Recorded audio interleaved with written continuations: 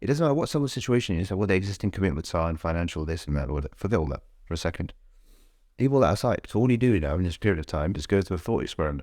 Okay? A thought experiment is basically this. Is that if I didn't have any constraints, I didn't have any money issues, I didn't have any of that, and like we said earlier, you had a short space of time left, okay? Then what would you do?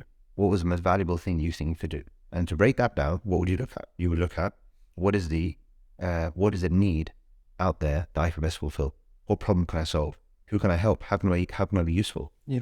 Now, people will have naturally inclined to certain types of things, certain profiles or audiences or issues or causes or whatever it is, will incline to certain types of things in terms of, here's a problem that I feel passionate about and I want to do something about. Right?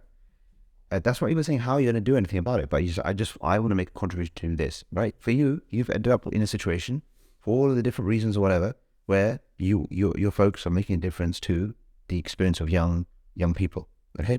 Like, but you could have done lots of other different things, but this is where you're at because through a process of, through the whole evolution of things, this is where you feel like, it's almost like you can't even explain it necessarily. You don't even have to explain it. It's just like, this is what I'm about, So I think everyone has that. Do you think hard enough? Okay, what's the issue? I don't really care what it is. It doesn't matter. As long as there's something, it's a problem you need solving. And ideally, like the best of thing to obviously bring to anybody is to facilitate faith, right? So because when you talk about facilitating well-being or being useful to people, well, the most useful you can be to a person is to bring them onto the path that brings of truth and reality, all right? Not just that temporarily eases their worldly situation, but takes it beyond that.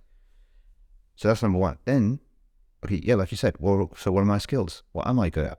Let me speak to others around me and ask them, what do you, when you think about me, what do you think of my good qualities, right? And the things that you think I'm effective at doing. Sometimes people who are natural at doing certain things, they don't realize what their own skills are sometimes, or meaning that they don't kind of, they just think, oh, it's just another thing, not particularly special. Yeah, we're actually quite good at writing ourselves off and putting ourselves down, but like actually we need to do that. Then what am I passionate about?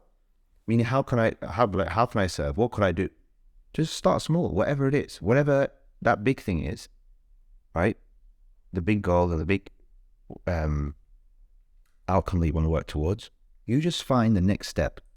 What is it? Just the next step. Something you try to do. Yes, you've got your job commitment, this, that, fine. But have you got 1 hour a week that you could dedicate to doing something, volunteering some time, helping someone? Even 1 hour a month. Whatever it is, you start. And I think you start, but you don't see it but you see it as central.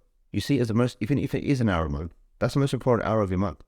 Because that's the hour in which you're serving to your maximum capacity. Yeah. You're doing the most meaningful thing to you.